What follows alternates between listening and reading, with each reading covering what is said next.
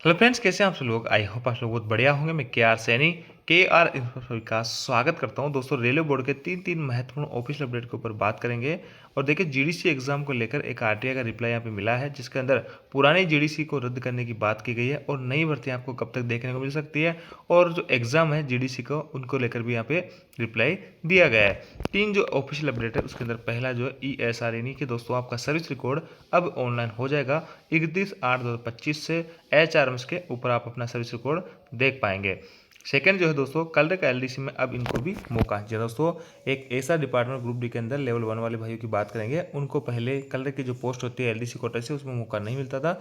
अब उनको भी मौका यहाँ पे मिलेगा, तो वो भी अपन देखेंगे।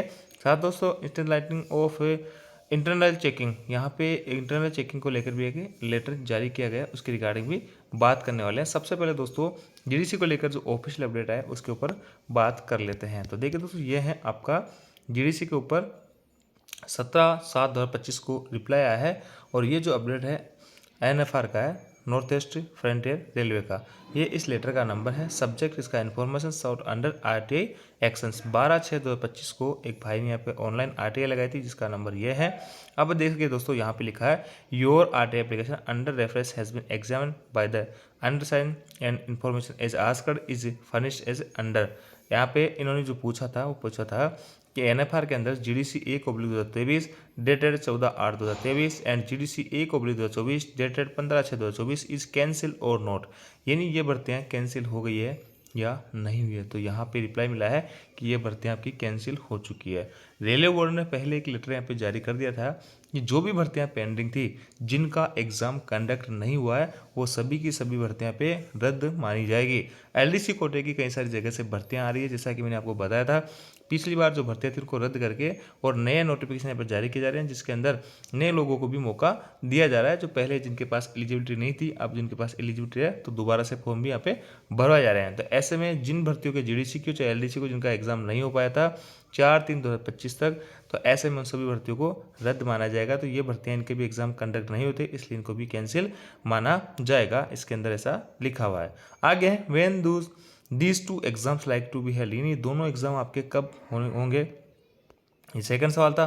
तीसरा था GDC 1/2023 और इन दोनों जीडीसी का will be conducted in future, क्या ये जो है भविष्य में कंडक्ट होने वाली है। इसको लेकर देखिए यहाँ पे क्या रिप्लाई मिला है। Information as asked is clarificatory in nature, यानी ये जो है स्पष्टीकरणात्मक जो है नेचर की आपने जो है सूचना मांगी है।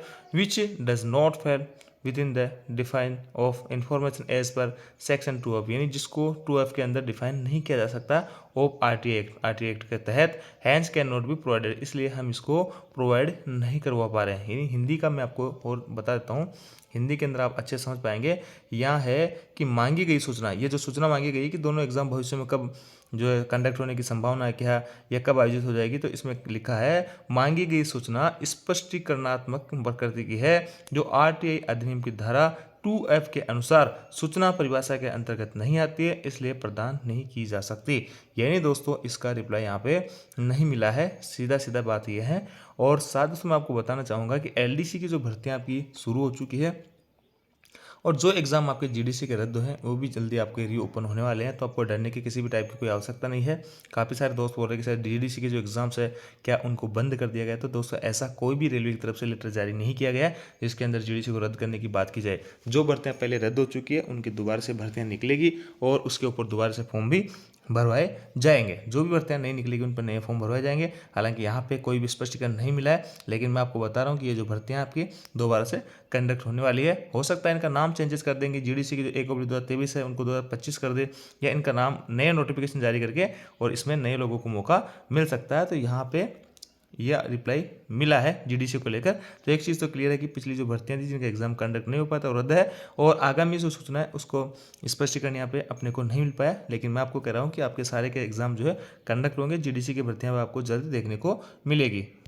अब देखिए दोस्तों, ESR को लेकर 21/7/2025 को रेलवे बोर्ड का एक लेटर जारी किया गया है। सभी principal chief officers and all Indian railways को लिखा गया है। Extension data entry in ESR module of HRMS, यानी एक्सपेडिटिंग डाटा एंट्री। यानी दोस्तों यहाँ पे जो आपका HRMS के ऊपर बात की जा रही थी कि हम सर्विस रिकॉर्ड ऑनलाइन करेंगे, ये काफ़ी टाइम से चल रहा है, 2024 से चल रहा है। तो रेलवे का कहना है कि काफ़ी लंबा एक टाइम हो गया है, अभी तक ऑनलाइन हो जाना चाहिए था सर्विस रिकॉर्ड, लेकिन नहीं हो पाया है। तो अभी रेलवे ने एक टाइम लाइन यहाँ पे जारी कर दी है कि इस डेट तक 31 अगस्त 2025 तक सभी के सर्विस रिकॉर्ड ऑनलाइन कर दिए जाएंगे। पिछले 15 महीने से इसके ऊपर काम चल रहा था।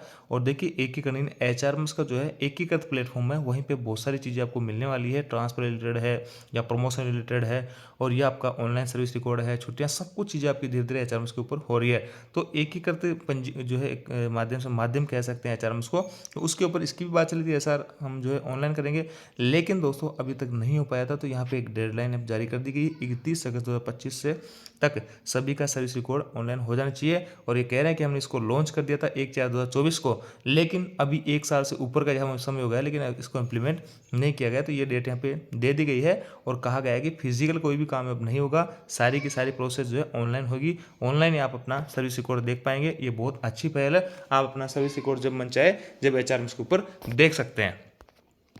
आगे दोस्तों एक और अपडेट है यहाँ पे, देखिए ये है आपका जो है LDC एग्जाम को लेकर, ये भी आपका 21/7/2025 का अपडेट है। RBE नंबर है 71/2025। सभी जो GM वगैरह उनको लिखा गया है। सब्जेक्ट है eligibility for selection to the post office clerk against 33% से 1/3 प्रमोशनल कोटा और LDC Kota.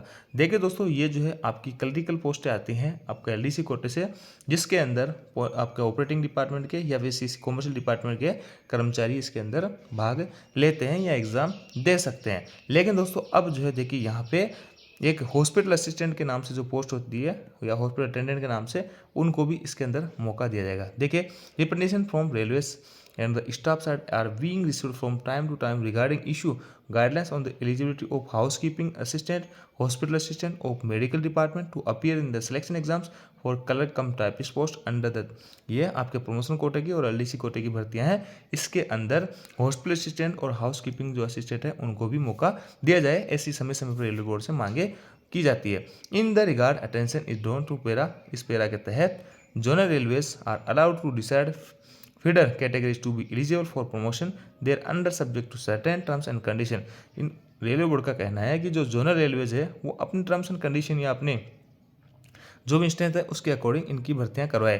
The matter has therefore been examined and it is advise that railway में take action at their own level accordingly. यानी यहाँ पे जो zonal railway अपने खुद के स्तर पे ही इसका डिसीजन ले सकते हैं डिपेंडिंग ऑन लोकल कंडीशन, आपकी जो लोकल कंडीशन वगैरह है, और आपको decide eligibility of hospital attendant to be covered for promotion under para, इस पैरा के तहत in constitution with the recognised unions. यानी आप जो है जो रिकॉग्नाइज्ड यूनियंस वगैरह हैं उनसे भी आप बातचीत करके और इनको कैसे एलिजिबिलिटी रखनी है, कितना % कोटा रखना है, वो सब चीज़ें बात करके आप इनको लागू कर सकते हैं। तो एक बहुत अच्छी पहल कह सकते हैं जो हॉस्पिटल असिस्टेंट है या फिर हाउसकीपिंग असिस्टेंट है मेडिकल डिपार्टमेंट में, जिनको पहले से क्लरिकल पोस्टों के लिए मौका नहीं मिलता था LDC के लिए, अब उनको मौका मिला करेगा। हालांकि CCTC की जो भर्ती आती है LDC कोटे से उसके अंतर्गत इनको मौका मिलता था, लेकिन क्लरिकल पोस्टों के लिए मौका नहीं मिलता था। तो अब इनके पास में एक और ऑप्शन हो जाता है क्लरिकल पोस्टों पे जाने का। तो ये बहुत अच्छी पहल है। हॉस्पिटल असिस्टेंट या हाउसकीपिंग जो भाई लोग हैं मेडिकल डिपार्टमेंट के अंदर,